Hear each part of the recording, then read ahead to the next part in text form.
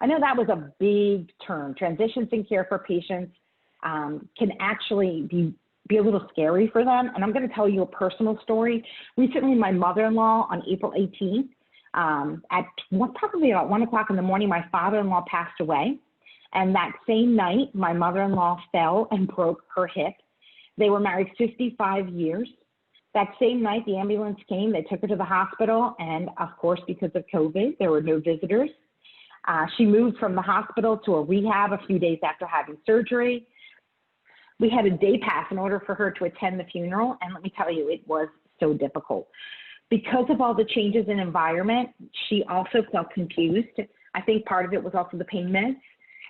And every single day she would have a different staff member, different nurses taking care of her, different therapists. She couldn't see her family. She didn't know what the heck was going on.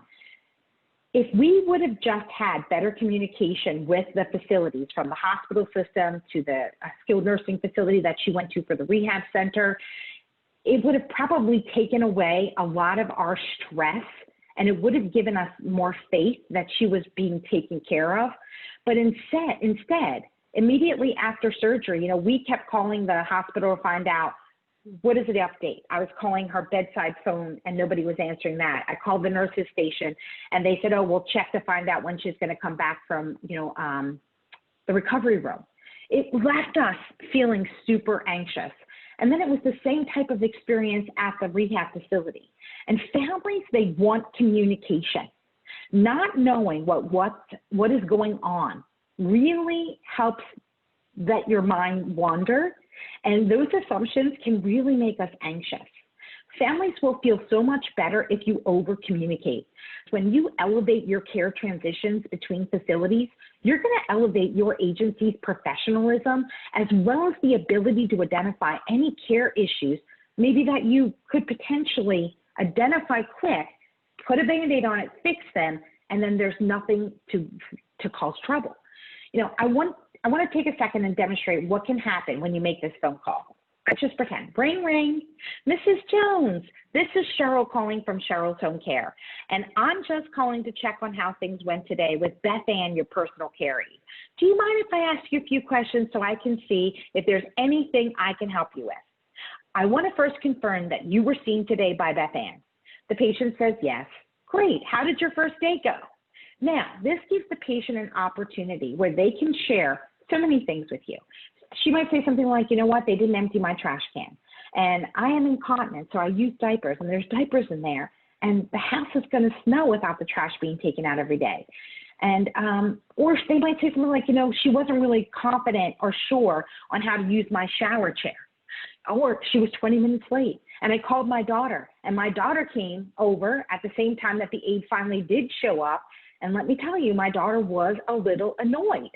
You may also hear things like, if it's home health, you may hear the nurse was here for 40 minutes. She did a ton of paperwork, but she didn't get my prescriptions filled. Or she never filled up my pill box because my daughter never got my prescriptions filled. Or the nurse said, I didn't need nursing. I just need physical therapy. But she didn't tell me when a therapist was going to come, so I didn't know. So I called the hospital discharge planner, and I let them know. The nurse said, I don't need nursing. I need PT, but they never told me about a physical therapist. Now, how annoyed is that hospital discharge planner going to be that they got a phone call from your patient? A patient can also say, yes, the nurse came, but the aide never showed up, and I really need an aide.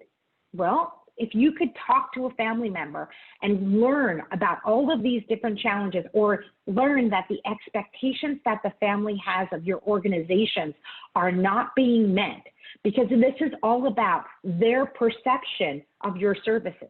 It's not necessarily what was referred to you, but it's what did they perceive was going to happen when your agency received a referral to care for them.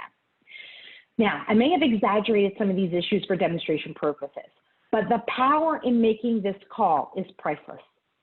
You can identify key issues during this call that will allow you to immediately jump in and offer your aide more training about remembering to take out the trash, or calling patients when running late, or having the nurse call the office and arranging for therapy right there while they're still in the patient's house before they walk out the door from the patient's home, so the patient knows that this has been already done. You see, if you slow down for a second and you make these calls, you will elevate your company's experience with your patients' families. You will stop phone calls back to the accounts that are generating referrals to you, and everybody will have less complaints or less negativity. You prevent poor care transitions when you increase your communication. You have the opportunity to wow your patients and your referring accounts